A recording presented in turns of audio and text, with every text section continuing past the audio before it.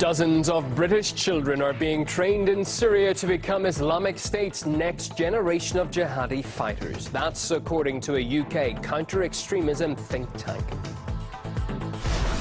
The US is back to bomb Libya, this time hitting Islamic State, 5 years after it helped topple the Gaddafi government and plunge the country into chaos.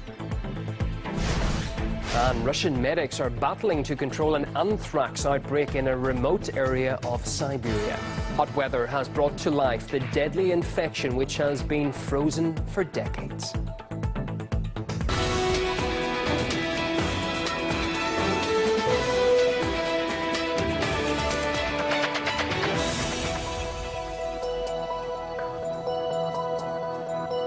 Around the clock across the world, this is RT International. From the team and myself, Ewan O'Neill, welcome to the programme. Our top story: more than 50 British children are among those trained by Islamic State in Syria. That's according to a UK-based counter-extremism think tank. And despite the ongoing fight against ISIL, the terror group says jihadi ideology is here to stay and that it's going to spread across Europe. Polly Boyko has been following the story for us. This is the next generation of terrorists, the children of foreign fighters in Islamic State territory in Syria and Iraq. Some as young as 7 or 8, being indoctrinated and trained in special camps. In its latest report, Europol has warned of the threat that foreign fighters' children pose. ISIL's so-called cubs of the caliphate are taught to hate the West from birth and are given homework like this, practicing decapitation on their toys. Europe's law enforcement agency is concerned that desensitized and radicalized foreign children will eventually return home. In their propaganda, ISIS has often shown that they train these minors to become the next generation of foreign terrorist fighters, which may pose a future security threat to member states. Member or not, Britain is at threat as well. This propaganda video features a 4-year-old brought to Syria as a baby from London. According to the UK-based Quilliam Foundation, there are more than 50 British children living in the so-called caliphate. The same research found that there are an estimated 31,000 pregnant women living under ISIL control. The propaganda message of images like this is clear. You can bomb us, but our ideology is here to stay. That is the only source of information that they are going to have. That is going to be their reality, what they've been fed from a very, very early age. And that becomes very problematic. A lot of those kids are ultimately going to be dispersed into whatever societies that they ultimately came from. If they continue along that path, if they continue along with that ideological orientation, then I think that you have a much bigger problem. On the streets of London, there are concerns about the next generation of foreign fighters with British passports. I can see where the danger may lie if we don't tackle the problem now. Send someone in to get them out. Religion is not about conquest, it's about sharing and understanding. And I don't know how you can force that down people's throats. Long, hard battle. Hopefully humanitarian aid will go in and rescue these children or help out the general population over there. The UK government's been accused of failing to implement a strategy for the rehabilitation and re-education of British Islamic State-raised children. It's a question that looms as these children grow older. If ISIL is eventually defeated and driven out of its territories, what happens to the next generation? The British and European citizens ingesting lessons on martyrdom and jihad, along with mother's milk. Polly Boyko, RT, London. And indeed, the head of London's Metropolitan Police has already warned that it's not a matter of if, but when a terror attack strikes Britain. He also said the country is fearful after the recent terror attacks in Europe.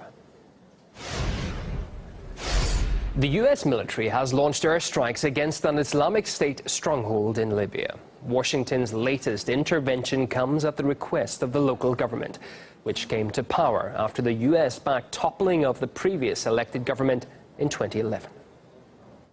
Muammar Gaddafi has lost legitimacy to lead, and he must leave.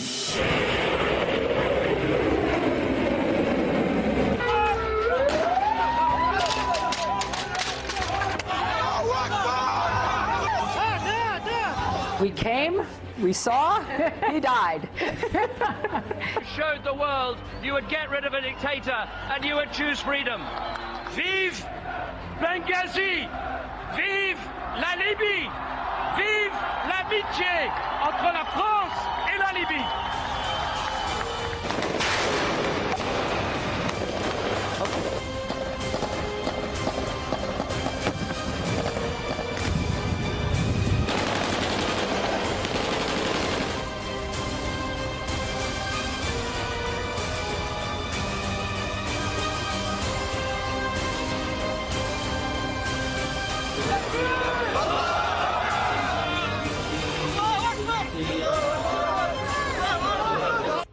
The latest U.S. intervention in Libya was approved by President Obama after a recommendation from the Pentagon.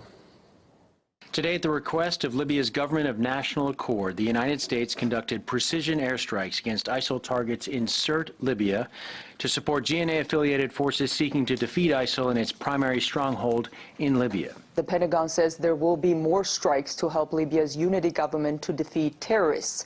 The head of the fragile Western-backed unity government said he had requested U.S. air support, adding that no U.S. ground forces will be deployed. Since the removal of Gaddafi, it has been a struggle for Libya to form anything resembling a government. Amid the chaos, ISIL has gained ground there with a stronghold in the city of Sirte.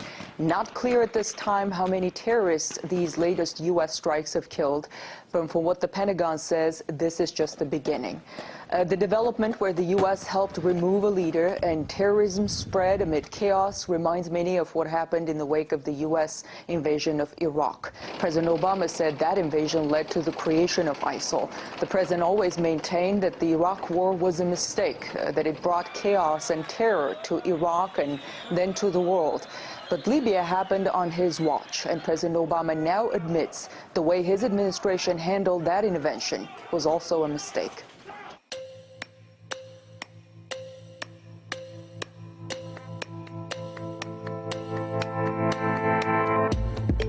Probably failing to plan for the day after what I think was the right thing to do in intervening in Libya.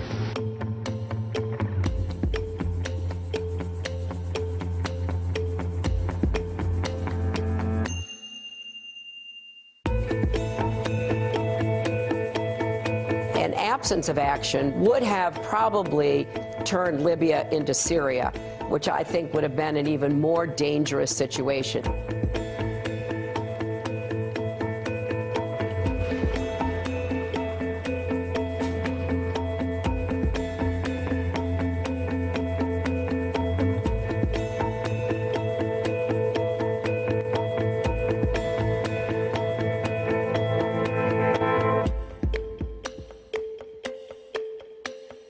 Give us some perspective on how the threat is changing there from ISIS.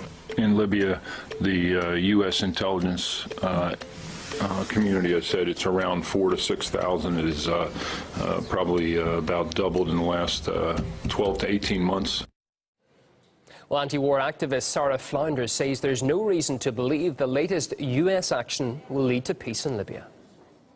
The U.S. policy has been the complete destruction of Libya. We can't forget who is responsible for creating the chaos in Libya today. The present government in Libya has not a shred of credibility, of stability, of security for the population. It really is a gang willing to make a deal with the U.S., and it has been unable to stabilize itself. We can't expect that this bombing now in Libya will lead to any any real setbacks for ISIL. We have no idea who they're bombing when they claim to be bombing ISIL. The U.S. has used the forces in Libya in order to run guns into mercenary units in Syria. That's not about stability. The only solution is for the U.S. to get out of the entire region where it has created such enormous destruction and so many millions of refugees.